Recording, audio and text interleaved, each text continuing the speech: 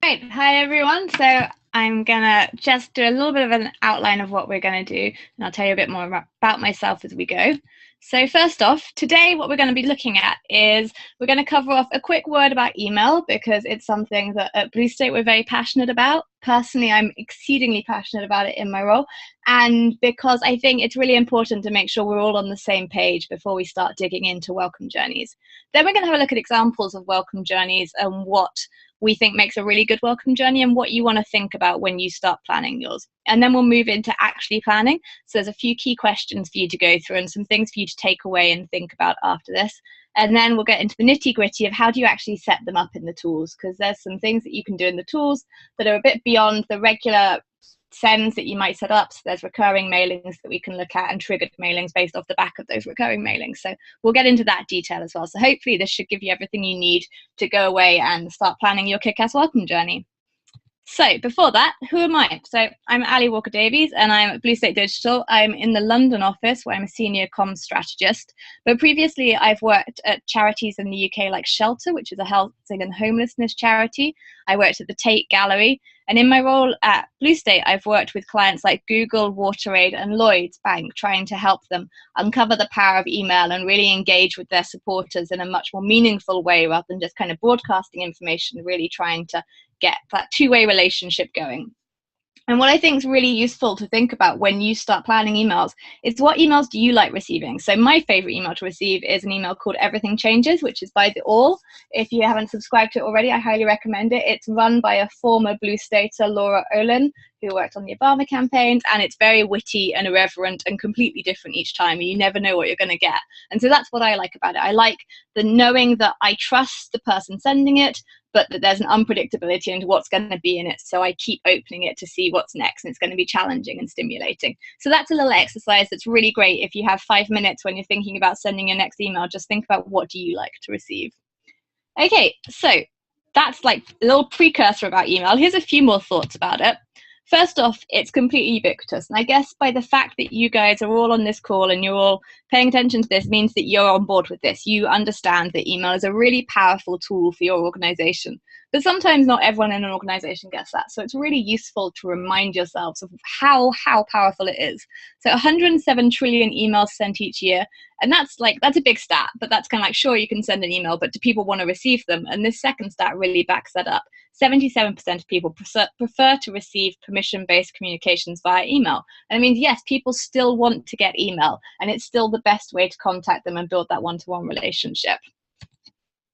And so it's the most powerful tool to engage your audience, and it's engaging them with action. It's engaging them to actually do something. And you guys, as BSD Tools users, know how important it is to drive action and to drive people along to the next step. Ooh. And so that's what we want to look at here. What are the kind of different actions you can get from your emails, and what are the things you can get your users thinking about and your supporters thinking about? So when you're writing your email programs, you're already thinking about how you're telling your story and you're crafting your voice. And you're probably thinking about what kind of compelling content you're going to share, what kind of social media graphics can you share and promote wider, because we all know that kind of social relies a lot on paid now, so you can boost your organic by getting your email list to do some of that for you as well and drive it with their friends. But it also helps you to respond to new developments in a timely way. So if there's a news story that's relevant, you can jump on your email, you can get a BSD Tools email loaded up within a matter of hours and get that out. And then the last one here is a really important one, is closing the feedback loop. And I think quite often we're very excited to get information out there or get a fundraising campaign out in the wild, but we forget to finish up with those people and say what their support has actually helped us to achieve. And it might not be an immediate thing, but further down the line, it's closing that feedback loop is a really email is a fantastically cost-effective way to do that. So that's one thing that's definitely to remember when you're planning your next campaign. But then the most important thing is that every email includes at least one action, which is unsubscribe, as long as your emails are set up in the correct way, because you should all have an unsubscribe in there. But you don't want to let people just unsubscribe. You want to give them more interesting actions to do. And so here's a kind of really useful snapshot of the different things that you can be emailing your constituents about. And so we've got the obvious ones there, like donate and sign the petition or attend an event, but then also kind of lower barrier things like watching videos or posting photos is a slightly higher barrier. So there's a whole mix of things. And if you think of that, if you thought of that was like an email each, that's 12 emails right there that you could be sending to your list. And these are 12 different actions that you could look to include in your welcome series when we get into that. So next up, the relationship that you're building here is kind of really important to the welcome journey particularly. So if you're thinking about your email list and it's a one-to-one communication, you really want to engage with individuals. So it's about building a relationship with them. And so in that way, you want to get to know who's on your list, and you want to let them shape the experience they're giving. You want to listen to them and then show that you can give them what they want. And so the tools can really help you do that. And so getting to know your list is about using sign-up forms and different pages within the tools to really capture the information that you can about your list without necessarily creating a form that has 20 fields on it and gives you all the information you could possibly want, but kind of weaving that data capture into the different asks that you put out there so that you get to build up a profile of your audience, and then you can segment it based on the information you have. So based on the location that people are in, or the age, or their particular interests. And that's where being a good listener comes in. If you ask questions and ask people why they want to hear from you or what they're interested in, then you're able to give them that information back and play back that you're listening to them. So that's how we can kind of, with these welcome journeys, with a little bit of work, you can just build a much richer experience for your subscribers. So these are the kind of things, just touching on, that you can learn about your supporters, and we just mentioned it briefly, but the contact information is the obvious one. The geography comes from their address, and so I'm sure you're all doing kind of mailings that are tailored to people's locations. But then things like preferred social networks, so you can target them and not just say like, oh, share this on Facebook and Twitter and Instagram, but you can be like, we know you like to use Facebook, so here it is in a Facebook format for you. And then those interests and issues are the really key thing, because if people receive information they feel is relevant to them, then it's really going to pay back when it comes to fundraising time or when it comes to getting them to do things for you. So this is just another little note that I have at the moment, and it's something I'm really interested in, is that this statement that email newsletters the new zines. So I'm sure if you're familiar with Blue State's work, you'll be familiar with how disparaging we've been about newsletters, and we think that single action emails are the way forward because we know that they drive action. And in a newsletter, lots of actions get put in there and people don't know which one to do. And they're also often a place where every internal team wants to put some content because they want to get their content out there, and they don't necessarily focus on what do the users want to receive. But there's some really interesting developments happening now with kind of using emails for publication of interesting articles and thought pieces and kind of this kind of DIY zine attitude. And I think this is best exemplified by Lena Dunham and the Lenny Letters emailed list that she set up. And I know that there's a few others that are out there at the moment. There are really some brilliant news digests as well. And so it's also thinking about what's the creative approach that you can take to your email, and how could you kind of think outside the box a little bit to give a little bit more value, and the kind of information that you guys share internally with your teams, the things that you all care about, your shared interests because you're working in a space, how could you extend that out to your list? So that's a challenge for you all to think about as you're planning your next email campaign or activity. And then this is just about how great it is to measure the data of our emails. So what we're looking at, what a lot of people look at is like, what were the open rates of that email and what are the click rates? And they're great kind of as indicators of how successful an email has been at reaching someone's inbox, and then how successful a subject line has been at actually getting someone to open that, and then how successful the copy and the graphics have been at getting them to click through. But what we really want to look at is what do they do on the next page, because sending an email for people to engage with in itself isn't what we're all about. You guys are all doing amazing work in your organizations, and you need the support of individuals to bring that to life. So you need them to actually do things on those landing pages and convert. So what we try and look at is measuring not just the opening clicks, but the things that actually happen as a result of sending that email. And that's definitely something that you should be going away and driving at with your organization to make sure you're all measuring the right things. And so in order to know what to measure there, you need to kind of really define your objective. So again, it's a case of not just sending an email for the sake of sending an email, but knowing what it is you want to get as a result of that. And so these are questions that you can ask yourself at the beginning of planning your email project. Get there, and why should someone want to open this email? Why would they? What do they do when they've done that? And I think it's a really it's an obvious statement, but hopefully this is something you're thinking of as you go through in your email planning. It's just something to refresh your minds and focus. Hopefully that wasn't too teaching you all to suck eggs. Okay, so next up, why welcome journeys? So hopefully we're all agreed that email is a fantastic platform. We should all be using it loads, but why do we want to do a welcome journey? And what are we looking at here? And what do we mean by welcome journey? So first off, when you're planning your welcome journey, we want you to think about what would you like to receive from a new organization. And this is like taking the user-centered, human-centric design approach and just thinking about before you think about what do you as an organization want to tell someone, what's the most important thing, think about getting together with a few of your colleagues and thinking about what do you want to receive when you sign up to something. And it's talk about good examples that you've had, bad examples, think about how it makes you feel when you get certain communications, and really put yourself in the user's shoes there. And that's just a little exercise to think about when you get to the beginning of this planning process. But why welcome journeys? And what's really important is that when someone signs up onto your mailing list, if they don't get put into a welcome journey, they will just start receiving communications that may be halfway through. You could be in the middle of a campaign and suddenly they're getting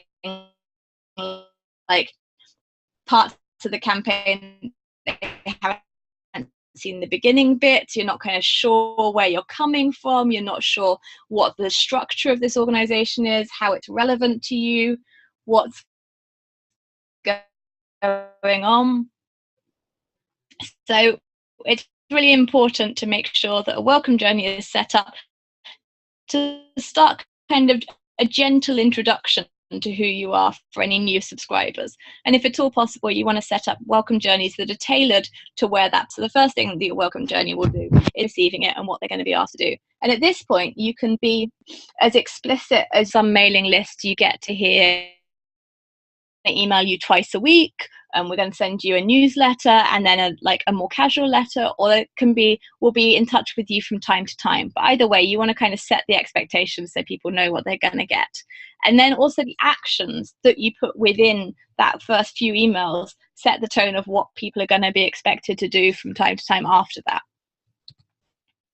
Next up, they're really good at pulling people in. So what we found is that the more people respond to your welcome list, the more likely they are to stay on your list for a longer time and to take repeat actions for you. So for example, with the UK client with which they set up welcome lists, and they found that it really improved the conversion of their petitions over a longer period of time. And if someone took an action in that first 3 weeks, they were more likely to do more actions over that first 6 months. So you want to give people those opportunities to take action. And so giving them compelling emails and fun emails is a really great way to do that. So what we've got here is an example from Heifer, which is a fun quiz that they set up about goats. And it was the idea is telling some people things about your organization, but not necessarily in a dry, we've been around for 150 years, we do this, we do that, telling people exactly what you do, but more giving an interactive way to show that. And so in this email, there's the quiz, and it's got the first question of the quiz within the email body, because we find that really converts much higher. If you start, rather than saying, take the quiz, if you start the quiz there, you're already catching people's interest and bringing them into it. So this is an email that does that. And then on the next page, it gives you an answer and it says, yeah, you really know your stuff.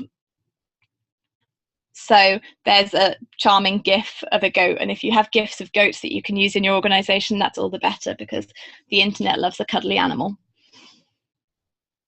Next up, it's a great opportunity to showcase your personality. And so what we're looking at here is how can you tell the story of your organization that's going to be consistent throughout, but really makes it feel like what sets you apart from other organizations in that space, what sets you apart from the other emails that are going to be in that person's inbox, and how can you really convey the understanding, the mindset of your organization. So this is an example that includes a video from someone who's actually telling the value of the organization, which is a great way of doing it because it's putting a face to the organization rather than making it anonymous. And so that's another thing that you can look at, including videos in your welcome journey and bringing that personality of your organization to the fore. And they don't have to be high production videos. There's like, you can use Vine, you can use Instagram video, just little snippets of life around your office, what you're doing, how you're helping, what you're doing on the ground. And then this is another example of how you can introduce the organization and really tell the story of what you're doing in a simple way. And so the previous examples have all been text-based, but you can mix things up as well and bring the visual elements in and really simply telling the story of what you do, what's your social impact, and how's your organization structured, what's the thing you're looking to change, what's your mission statement. It's taking someone from that kind of micro, I've signed up to this particular issue, or I've signed up to this particular newsletter, to the macro of this is what the organization stands for, and asking people if they also stand for that and bringing them in on board with your organization's mission. And so this is a lovely example again from Heifer that just shows the process of how a donation to Heifer makes an impact, and then has that fundraising ask in there. I think that's a really important note as well, that actually it's okay to ask for money in that initial welcome journey. I think sometimes people shy away from that because they think it'll seem as a bit grabby. I'm not sure if that's a British cultural thing, because we've had that with our organizations, or whether that's something that translates across the pond as well. But actually it's really important to include that fundraising, because that's what shows what your organization is all about. It's a kind of strange, if you are a fundraising organization, it's strange for a recipient to receive a lot of communication from you that doesn't mention the money, and then further down the line they get asked for money and it feels disingenuous, or like there's been a disconnect there. So it's really important to make sure that you're actually bold and you ask for money there, and you don't necessarily expect that to be the biggest fundraising campaign that you do, but it's certainly a great place to start. So that's a look at kind of snapshot of what welcome journeys can do for you. And then here are a few examples from other organizations. So starting off with the good, here's an example from Shelter, which is the housing and homelessness charity in the UK. So this was a Blue State example that we worked with when I was at Shelter. And there are 3 emails in this welcome journey. And this was very specific. This was for people who had signed up to give direct debit donations, so to make regular donations. And they'd signed up on the streets with talking to face-to-face fundraisers. And so what we were finding as an organization was that these people were attriting quite highly. So a lot of them would then go home and cancel their direct debit. So we thought that if we introduce a welcome journey of emails, it would be better to engage those people, and then they would feel bad about canceling their direct debit. So we'd have a better retention rate of those direct debit donors. So in this first email, what we sent was a video from a lady called Rose, who was the manager of the help desk at Shelter. So she was the person who was responsible for dealing with any queries that were coming in. And there's a very short video from her. It's, like I say, low production values. It looks good, but it didn't cost thousands of pounds to make. And it's just about her talking to camera and saying exactly what Shelter does and what the money can do. And most importantly, saying thank you. And that was a really big part of this. It was all about increasing that kind of warm and fluffy feeling, and the idea that the people who had signed up to this email by donating by direct debit, that had been their only experience of Shelter so far. They had talked to someone on the street, and so it was really important to make them realize the breadth of the work that Shelter did. So then in the second email, it was more statistical, because a lot of the work that was about policy and lobbying the government for policy change. And so we wanted to make sure that we were giving people the facts to understand what was going on in the situation. And so we have this chart in there that shows the contrast in new built homes, which were declining, and the price, the people waiting for a home. And so seeing the situation just laid out starkly in graphics there. And then putting the icons to share that on social. So the call to action on that one was just share this on social, start spreading the word, and turning people just from donors into advocates and spreading that message. And then the third email was asking people about the values that they associated with. And so it was a really great way of engaging people with all of the different values that Shelter stands with, but also asking people to share theirs. So it's that value association. And so it's asking people, why are you taking a stand on housing and homelessness? So it's insinuating that by making a direct debit donation, you're already taking a stand on it. Tell us why. And so we captured that information. And in this email, that was one-click sign-ups. So you'd be able to capture that information, and they wouldn't have to do anything more with that once they'd gone through to the landing page. But it meant we were able to play that back to people in future emails using the twig code. We were able to say, you told us that you believe we have a duty as a society to make sure everyone has a home. here's what you can do about it. So those are some nice examples from Shelter. A different example in very different tone is from Chubby's Shorts company. I don't know how many of you are familiar with Chubby Shorts. Hasn't made it across the pond, but it's emails that we're all signed up to on the comms team here at Blue State because they're just so fantastically consistent in their tone and so imaginative in the way that they talk about shorts. Who knew there was so much to say about them? So what we've got here are the 3 emails you receive after signing up to the Chubby's Shorts mailing list from their website.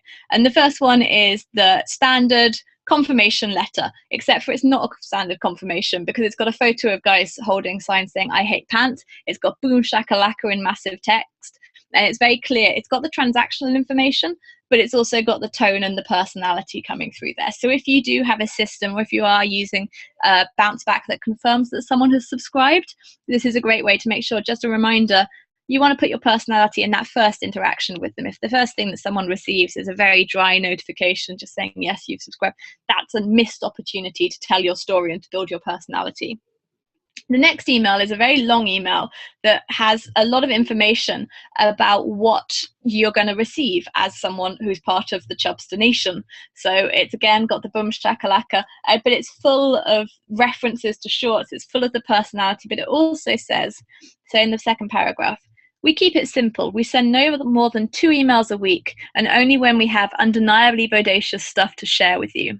The Tuesday morning email gives you the most bodacious update on our new Chubby's product, and the Friday email, dubbed the Weekender, is our death stroke to slay the hideous beats that keeps everyone shackled to their desks from Monday through to Friday. So that's a meaty paragraph, but what it's saying very clearly is you're going to receive 2 emails from us. We think they're always going to be awesome emails, and we're going to send you them on Tuesday and on Friday. So like I talked about earlier, you can set the expectations of what people are going to receive. And then true to form, the next email you get is the Chubby's Weekender, which is full of totally irreverent and slightly irrelevant content that they know that their audience will identify with because they have such a clear idea of who they are. They also have a clear idea of who their audience is. And then they give them this content, which means that every time you look at it and you read it, you know what you're going to get, and you know that you're going to get 5 or 10 minutes of kind of diversion from your day job. So that's another example of what we think is a great welcome journey. And there are principles there that, although it may not be a brand you identify with, or your charity or organization doesn't identify with it, certainly principles that you can take into your work. We can all be a bit more chubbies. Okay, so the okay. So here's an example from Gray's snack delivery service. And what we really liked about this one is that they give a kind of clear diagram of the process. So again, like the heifer example earlier, it's using imagery, it's not heavy on words, it's just giving a kind of nice, simple to digest flow, and then a nice clear action with a kind of incentive behind it of you get something free. So that's always great. If there's something you can do to incentivize the action in that first few emails, that's great, because like we say, the more you can get people to do something straight away, the longer they're going to keep doing things for you. And then here's one from Google+, which is just a really simple email. Again, these don't have to be really long emails, and I think we all try and put as much information as possible in because we're passionate about what we're working on and we think other people want to receive this information, which sure they do, but we can think about how we drip feed that through to people and kind of give it to them in bite-sized content so they can take on board a little bit at a time. And so this is an example from Google, and this is how you look on Google Plus right now. Add your photo, and it's showing you what you need to do next. It's building up that journey into bite-sized chunks. And then moving forward, this is the ugly. So we don't talk about bad email lightly because it gives bad email karma. So I'm trying to be as nice as possible, and so we've cut out the bad from this, but there's one example which is just a kind of nice example as a reminder of what not to do. So here is a confirmation email from Yelp that just says, please confirm your email address, blah, blah, blah, blah. If you did not sign up for Yelp, someone probably mistyped their email address. So just ignore this message.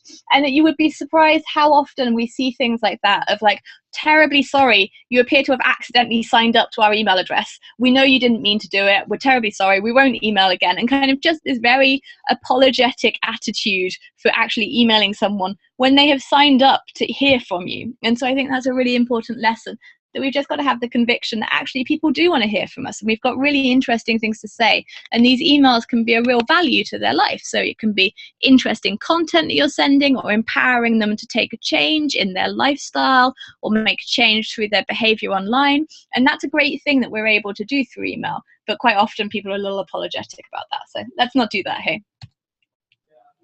So next up, at this point, should I just open up if there are any questions that we want to look at before we dip into actually mapping out your welcome journey? Yeah, thanks, Allie. And I think we're okay with we had a little audio trouble, but I think we're all good now. So thanks to everyone who chimed in there. Kimber asked, and this we're probably going to address, but worth addressing now, regarding asking for a donation within the welcome series. What if that email ends up arriving at the same time frame of a fundraising campaign? Is there a risk of permanently turning people away from your organization? And I know we have some thoughts on kind of how you get people on board with the other emails that are going out. So Allie, I don't know if you want to address that now. Yeah, I think when you're working in a multi-channel way, there's definitely going to be risk of that. So I know that in the UK, we do a lot of kind of telephone fundraising. So when someone comes onto a database, they'll automatically go into telephone fundraising. What I would say is I think there's quite a lot of goodwill there. And as long as you aren't sending an email a day asking for money, as well as sending posts that's going to land on their doorstep asking for money, I think people have a very, email isn't a very permanent thing. It's going to be in someone's inbox. They'll see it. They'll either respond to it or not respond to it. And by then it will be gone. So I think actually, as long as they're not contradicting each other, as long as they're not contradicting in tone, and if you're acting in a complementary way, that's absolutely fine. And I think the audience has an understanding that they're going to receive messages on multiple channels. So I think that's definitely a concern that clients have shared over here. And when I was working client side in Shelter, that was a concern that we talked through with the direct marketing team and people who were working in direct mail and who didn't want emails to go at the same time as letters were going. But actually, if you think about the ecosystem of messaging now, people are expecting to receive things on multiple channels, and it just reinforces the importance of what you're asking for. So definitely be aware of multiple asks. You don't want to be in a situation where you're sending emails out blind to other communications that are going out. But as long as it's coordinated and you're aware, I don't think it's going to actually turn donors off. If someone is going to be turned off by being asked for money twice by a fundraising organization, they probably weren't going to be someone who was going to donate freely to you anyway. Is my kind of slapdash approach to things. Any other questions at this point? I think let's keep going. Let's forge ahead, and we'll come back to the Q&A. But yeah, keep on putting them in there as they come up. Thanks, everyone. Great. So now we'll move on to mapping your welcome journey. And this is a few exercises that you guys can take away. Like as I think Julie said, that we're going to be sharing this deck, so you can take away and think through as you're planning your welcome journey. So question 1 is, what do you want new signups to know about you? Because this is one of the most important things. We're looking at this from a user-centered process, and we want to think about what they think and feel and understand and all that kind of stuff. But most importantly, it has to be valuable for you to send these emails. It has to be something that your organization needs to convey. So what do you think that new signups need to know? So this is an exercise that you can do, and just get some post-it notes and write down loads of different, everything you can think about your organization that you want people to know. So is it what you stand for, what your mission is, what your big achievements are, what's the thing you've done that you're most proud of in the last year, what sets you apart from other organizations, but also what's the fun things that people can know about you, what are the exciting things that people should know. And this, because we're thinking of welcome journeys as not being time sensitive, these are going to be emails that are set up and then recur daily, hourly, weekly, and you want them to be able to stand for a long period of time. So this information that you're putting into your welcome journeys shouldn't be particularly time sensitive. So you don't want to say that we're the #1 charity at helping people at Christmas if it's going to be an email that's going around through to September or August. You want to think about the timeliness of that. Next up, what do you want your signups to feel? What do you want them to what's the emotional response? So if we look at those examples previously, I think the Shelter one, we were very much hoping to engender pride in our recipients, because they should be proud that they are donating to this cause and they are now part of it and they're part of that family. And with the Chubbies, it's very much amusement and entertainment. And with the Greys, to an extent, it's excitement at getting something free and that it's easy for you to do. And the emotional response, always think about what are those different emotions you're looking for.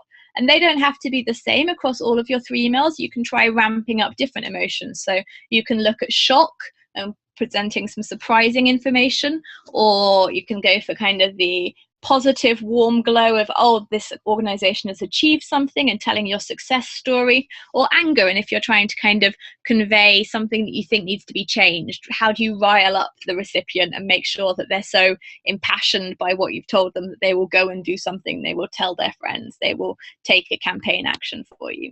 So looking at all those different emotions of what you want people to feel. And again, this is a really useful exercise. If you just get some post-it notes, write one per post-it note, and if you can do it with a few people, that's even better, and just stick them up on the wall and look at them, and then start to group them and prioritize the ones that you think are going to be the most important for your organization.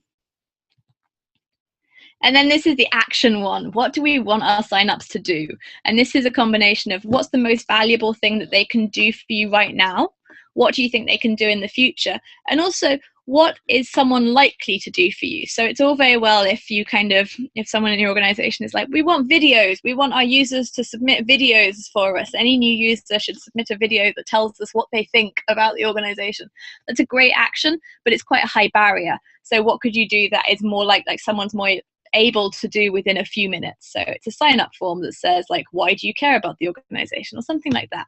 So you want to think about what are the actions that you can get people to do that tie back to what are the emotions that you want to them to feel, and what are the things you want them to know about you, and then trying to weave those all together.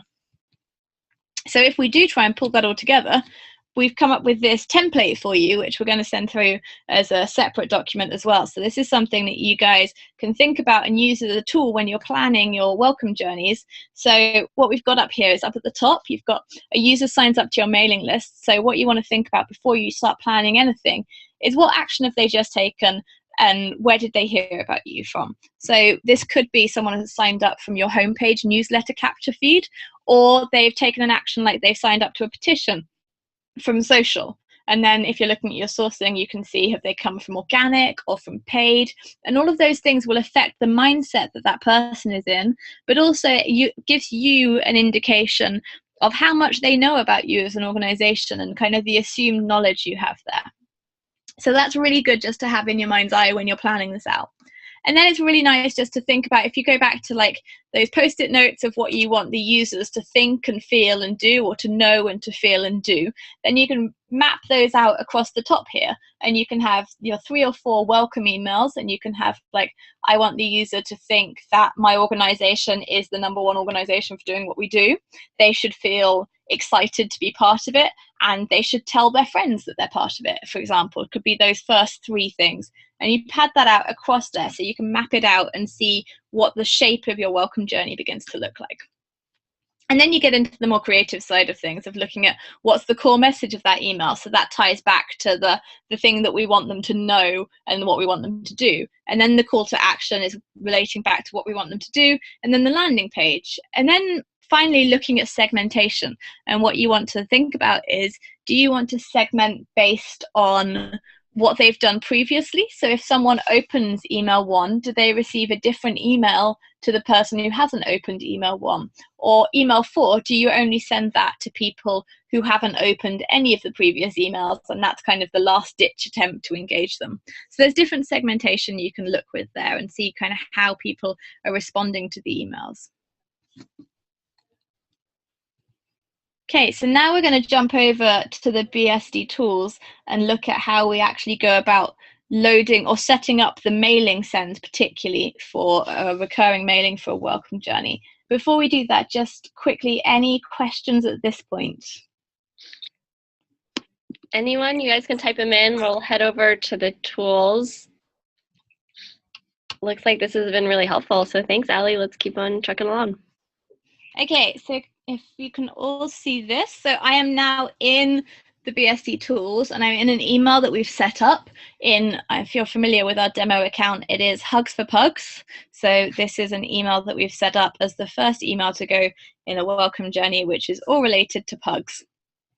So we've got the email here for pug lovers, and it's a quiz. So we want to get people excited about pugs, as excited as we are, with this quiz, with a cute graphic, and then questions in the email body that they can start answering straight away. And so what we're going to do, so hopefully this is familiar to everyone. You guys are well versed in using the BSD tools. So the interesting thing is here, how do we create the recipient search and who are we targeting?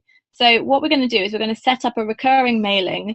And for this search, we're just capturing everyone who signed up after today. So we could do that based on what sign up form they've come into, but also putting that date in there. And you want to make sure that you're putting the date that you start the welcome journey as signed up after, so that you don't accidentally send it out to everyone who's been on your database since the beginning of time, because that wouldn't necessarily be the best impact that you can make there. So we've got our sign up is after this date. So we're going to move through to save and next. Actually, I've missed one step there. Nope, that's right. I was on the right track. Save and next. And then we're happy with all of these things. So we're going to continue to the next step. And here, rather than hitting the big red button, we're going to schedule or send time and date. So you may have done this before when you're scheduling sends, but rather than just setting the time and date, we're going to set as recurring mailing. So that means that we're going to send it out regularly, and it's going to pick up people who haven't yet received this mailing. So in this drop down here, you've got these two options. So you can send hourly or send daily to people who haven't yet received this mailing. We would recommend sending hourly because you want to be nice and present in people's inboxes straight after they've taken that action for you. So we're going to send hourly, and that's a relatively new feature that you can send hourly rather than daily. So that's one we're quite excited about. And then going to set the start date as tomorrow. So 27th, 2016. And so that's how simple it is to set up a recurring mailing if you haven't already done that before. So then we're going to schedule that, and that's been scheduled. And so that's ready to go. And then if we go back to the email to manage mailings, and we look in our recurring mailing, that is now scheduled. There's not, the recipients aren't calculated yet because there hasn't been a mailing run. So as soon as that starts to go, and then this is a demo one that I started earlier so that you could see how it looks. So I've paused that now, but it's been sent 3 times. So that's the first email in your welcome journey. So that's email 1 that goes straight after someone has taken an action on your website. You get that set up to go hourly, and then it picks up anyone who's done something within the last hour on the particular sign up form that you're looking at, and that goes out. So next up, we're going to look at what's the second email that you send, and how do you make sure that that goes at a time interval after the one that's already gone. Because what we want to get to is a place where you have 3 or 4 emails that are set up to go one after the other without you having to interfere in that in any way. And so when we're looking at the timings, we go into this one. So this is the second email, and what we've got here is a petition action, and it's very similar to emails as you'd have seen before, but we've created a recipient count, a recipient database that is based on when they received the first mailing. And you want to look from your mailing 1, you then want to count the days to when they should receive the next mailing. And so we would recommend experimenting with that a little bit, or thinking about how much information you're going to be able to give to people, how much you've got to say, and what frequency of emails they're going to receive after the welcome journey. So if you're an organization that sends emails once a week, then it's great to start getting into that routine with the welcome journey. If you send emails a little more infrequently, then you can send still within that first 3 weeks, or you could stretch it out a little bit. It's really up to you, but we recommend kind of, I say 5 days. So you kind of within 15 days, someone will receive 3 emails from you, and that will be the extent of the welcome journey. And then they will fall into the regular mailing recipients. So going in here, so we've got the constituent search as they've received mailing welcome journey 1, and they didn't receive that within 5 days. So everyone who goes into this mailing will have received mailing 1, but by putting that didn't receive within 5 days, it excludes anyone who is still within a 5-day window of that mailing. And then when you're looking at setting up your emails in the future going forward, and you want to exclude people who are in the hot list area, you just make sure that welcome journey 2 is excluded, anyone who has received Welcome Journey 2 within 5 days, from your future mailings. So you make sure that you're not picking up people in that hot list as well, which kind of relates back to that question about making sure that people don't receive multiple asks. We would recommend safeguarding this little bubble of people in their Welcome Journey from your regular communications. So you don't want to be sending them 2 different threads. You want to make sure they're just getting the welcome list, and then once they've had that and they've experienced that, then they fall into your regular communications. And it's really important that actually this is a great way to set up that relationship and to start talking to them in that relationship. But the stuff that you're sending out on a regular basis that's more timely and relevant is the stuff that people really want to receive. So you don't want a welcome journey that's kind of 6 or 7 triggered emails long that is running throughout the year, because that's not going to kind of give them the information that's as relevant as the emails that you're sending on a week-to-week basis that are responding to headlines and news stories and like the really meaty stuff that these people have signed up to receive. So that's why we recommend 3 to 4 emails within that welcome journey. But as with everything that Bluesday recommends, we recommend testing it within your own list, because every organization is different and has different relationships and different kind of levels of goodwill from their supporters and their community and tolerances from their community. So your community may love to hear more from you more frequently in your welcome list, or they might want a little less information. So it's worth testing and seeing how it's going. And that's what takes us back to our objectives of what do you really want to measure. So in that shelter example where I talked about, we wanted to see if emails in the first few weeks of signing up to direct debit would lower the number of people cancelling their direct debit. So we had a really clear idea of what we were looking at to measure the success of that welcome journey. So think about for your organization, what are the things you want to think of there? So back to this mailing. We've got our welcome journey 1. Everyone here has received that. Everyone here hasn't received it within 5 days. So we're going to go ahead, save and next again, continue to next step, and then again, set as a recurring mailing, send hourly to people who haven't yet received this email, and we'll set the send date as the same date because it's going to exclude, or actually, just to be safe, going to set it as date after. So anyone who has received that first email, will make sure that email goes out first. So then as soon as people start receiving that, they'll get excluded from this one. Okay. Then we're going to schedule that. Oh, apart from I put us a month ahead of where we actually are. There we go. So those are your first 2 emails of your welcome journey built out and set up, and that mailing is set. All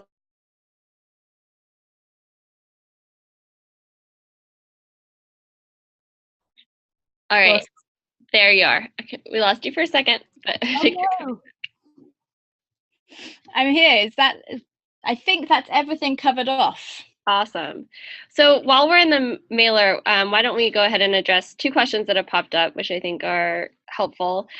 First is, so can you just run through one more time what the recipient list should include for the 3rd email in the welcome series? Absolutely. Just run through that scenario. Great, thanks. Okay, if I go into a people search here. And so you want to look at the emails they've received before. So after the first mailing, all of the following mailings, the constituent groups will be based on what have they received before. So we're going to go, and because the other 2 emails haven't gone out yet, we're going to use this mailing again. And so we're going to set the recipient count to people who have received Welcome Journey 1. And then people did not receive Welcome Journey 1 in the past 5 days. I'm just going to open up Seth. Is that correct? Double checking this. Yeah, I mean, I think they were asking about the 3rd email here. So, I mean, you would just apply the same logic. So instead of email 1, you'd say email 2. So received email 2 and did not receive email 2 in the last, and you have 10 days here, but whatever amount of days, that you were looking to delay the send from 2 to 3. Yeah, and you could also, so you can either do it based off the 2nd email, or you can take email 1 as the starting point and set them all up from email 1 as well as a different way of doing it. That's a really good point. So you could do it 5 days and then 10 days and then 20 days, something along those lines. Yep, that's a really good point. Either or would work there. Yeah. as with most things in the tools, there's a few different ways of kind of calculating this logic. So it's up to you to kind of work out which you're most comfortable with. Thanks, Ellie. And then a follow-up from Ezra. So what's the best way to exclude Welcome Series members from regular mailings? Should you create a dynamic constituent group, which only updates once a day, to exclude, or do you mainly say who signed up after X date and who have not received the final welcome email, etc., in each mailing? Again, you can do either of those. So both of those are really valid options. I think you can totally, we were talking about this yesterday and we talked about setting up the dynamic comms group, and that's a really good way to do it. But like you say, it only updates once a day. So if you're sending emails out hourly, but these wouldn't be, I would do it based on the last email and haven't received that within the last 5 days.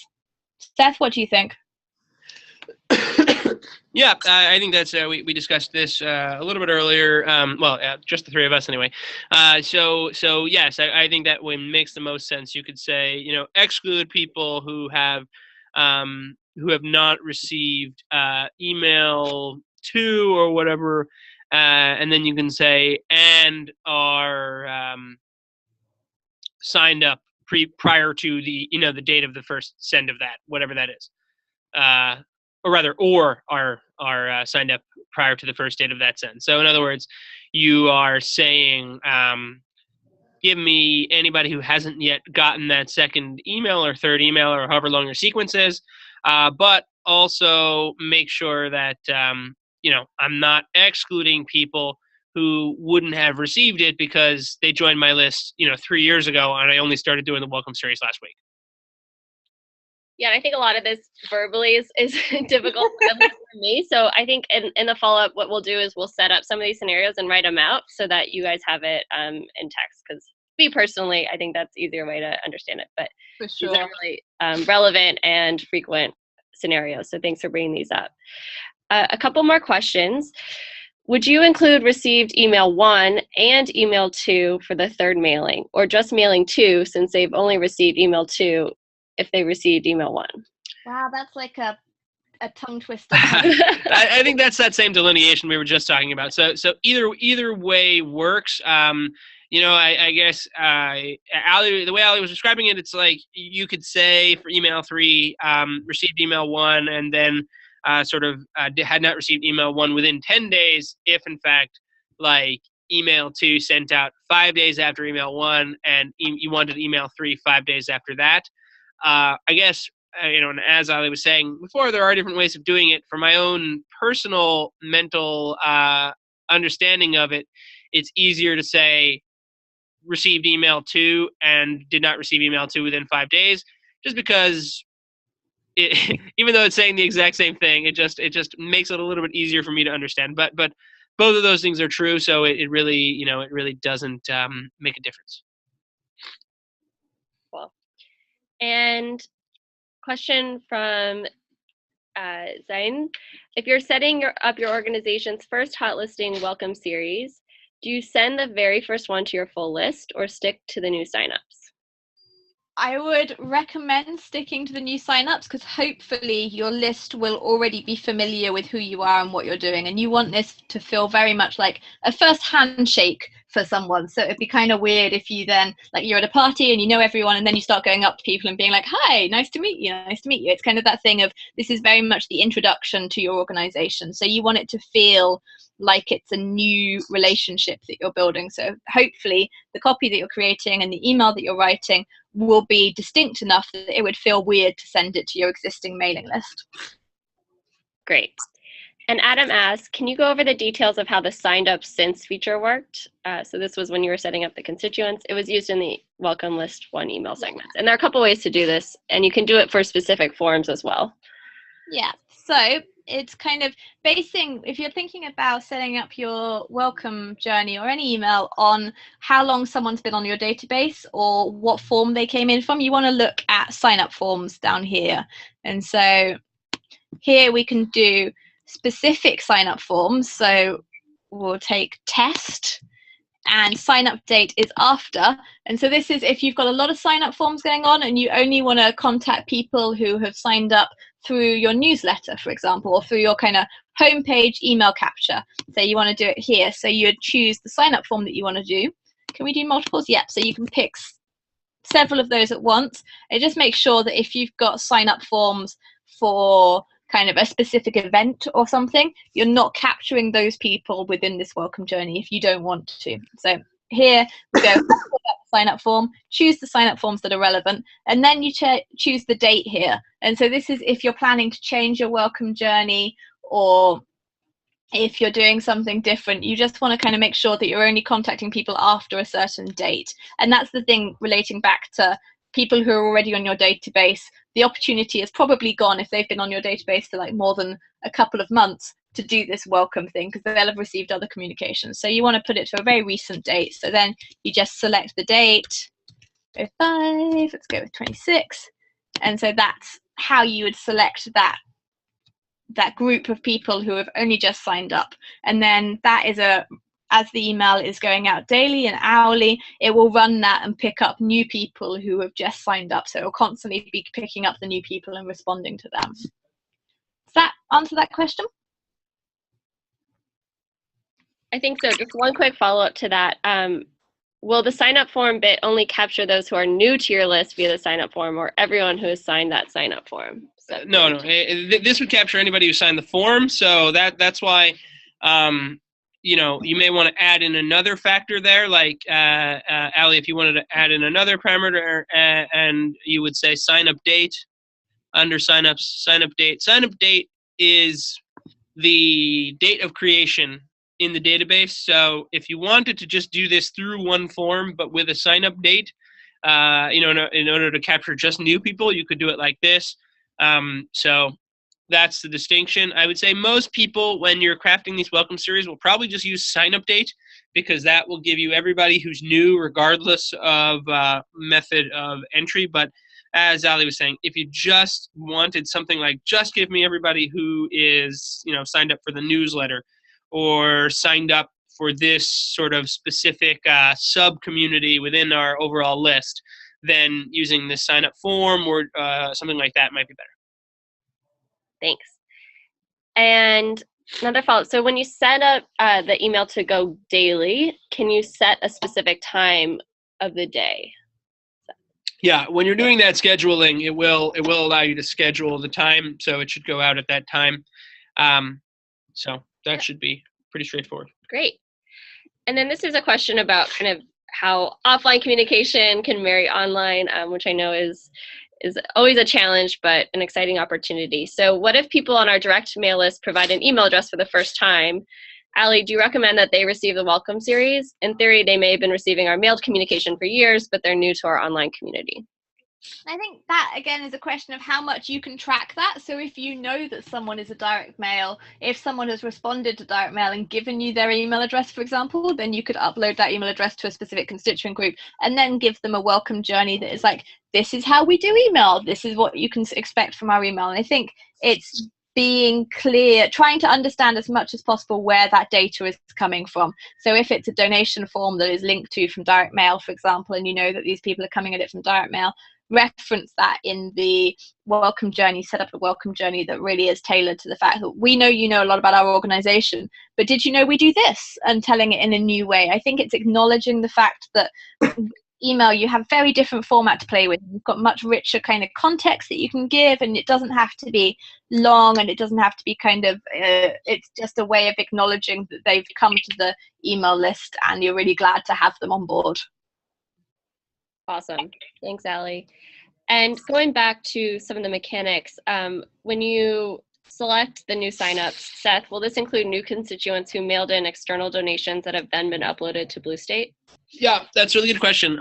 Basically, this will include anybody who has a newly created record. So, that's through whatever means they may have been created, external uploads, sign up through some sort of other sign up form, anything that, creates a new record. Great. We have a couple more minutes, so if there are any other burning questions, please feel free to type them in to the Q&A module. It looks like we are good, though. Thank you so much for all of the questions that did come in. Thank you, Ali, for this incredibly helpful and insightful presentation. And as I mentioned, so early next week, you'll be receiving lots of goodies, the recording, the deck.